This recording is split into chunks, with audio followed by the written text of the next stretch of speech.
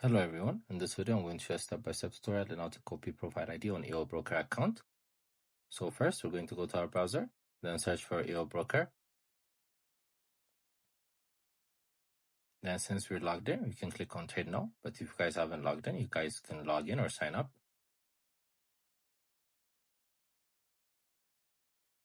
Then here you're going to click on the profile icon. Then as you can see, there's the profile ID section. You're going to click on the copy button aside from it. So this is how we copy our profile ID. It's such an easy step.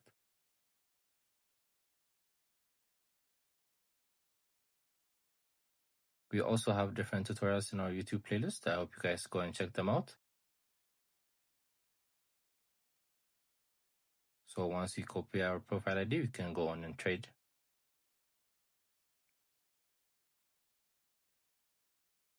I hope you guys like this video. Subscribe for more, like for more, share for more. I hope to see you again. Goodbye.